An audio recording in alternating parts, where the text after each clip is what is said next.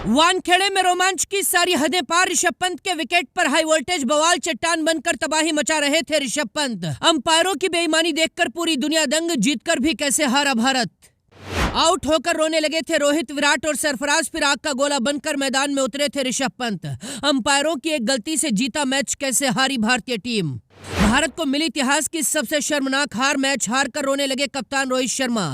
New Zealand के दो गेंदबाजों ने भारत के जबड़े से छीनी जीत।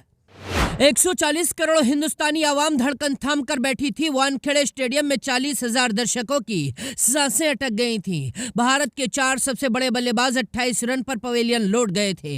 इसके बाद मैदान में आते हैं ऋषभ पंत। पंत ने बल्ले से ऐसी तबाही मचाई, अकेले ही न्यूजीलैंड के गेंदबाजों की धज्जियां उड़ाकर पूरे मैच को पलट दिया था। ऋषभ पंत का बल्ला तबाही मचा रहा था और न्यूजीलैंड के गेंदबाजों के पैर थर थर कांप रहे थे। पंत ने टेस्ट को T20 बनाकर अकेले ही न्यूजीलैंड के जबड़े से मैच को छीन लिया था। लेकिन इसके बाद अंपायरों ने एक ऐसा फैसला किया जिसे देखकर ऋषभ पंत बीच मैदान में आग बबूला हो गए।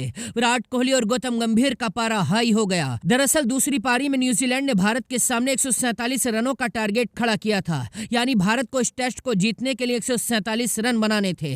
ऐसा लग रहा था भारत आसानी से इस मुकाबले को जीतेगा। लेकिन जब भारत की ओपनिंग जोड़ी मैदान में उतरी, तभी से भारत की सांसें अटकती चली गईं। यशस्वी जायसवाल 5 रन बनाकर विकेट दे गए और कप्तान रोहित शर्मा ने 11 रनों का स्कोर बनाया। हमेशा की तरह रोहित पवेलियन में जाकर बैठ गए। शुभमन गिल और विराट कोहली ने तो घुटनों पर सरेंडर कर दिया। गिल और विराट दोनों 1-1 रन के निजी स्कोर पर पवेलियन लौटे। यहां तक कि सरफराज खान से पूरे देश को उम्मीद थी, लेकिन सरफराज खान भी बच्चों की तरह शॉट खेलकर 1 ही रन बनाकर विकेट दे गए। रविंद्र जडेजा भी 6 रन बनाकर पवेलियन लौट गए। भारतीय टीम 29 रन पर ही अपने 5 सबसे बड़े बल्लेबाजों के विकेट खो चुकी थी। इसके बाद ऋषभ पंत मैदान में आते हैं। पंत ने अकेले ही पूरे खेल को पलट दिया। आते ही ऋषभ पंत ने टेस्ट को T20 बनाकर गेंद के धागे खोल दिए। पंत ने अकेले ही कीवी गेंदबाजों की धज्जियां उड़ाकर रख दी थीं। 57 गेंदों में पंत ने 64 रन ठोक दिए थे। पंत ने 9 चौके और 1 छक्का लगाया था। ऋषभ पंत के सामने न्यूजीलैंड के हर गेंदबाज के पैर कांप रहे थे। पंत अकेले ही भारत को जीत के करीब ले आए थे। भारत को अब जीत के लिए सिर्फ 40 रन चाहिए थे, लेकिन तभी अंपायरों ने ऐसा फैसला किया जिसे देखकर ऋषभ पंत आग बबूला हो गए।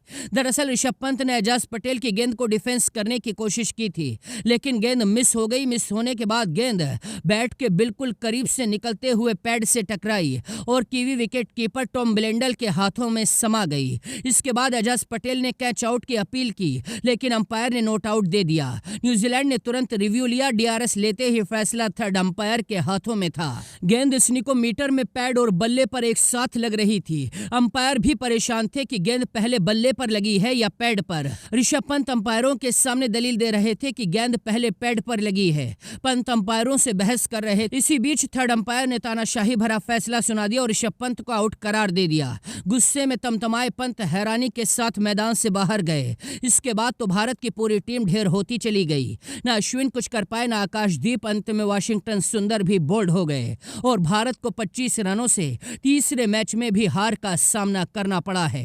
पहली बार न्यूजीलैंड ने भारत में आकर भारत पर ही क्लीन स्वीप किया है। आपकी क्या राय है? आपके हिसाब से ऋषभ पंत आउट थे या नॉट आउट? अपनी राय कमेंट में बताइए और वीडियो को दोस्तों तक पहुंचाइए।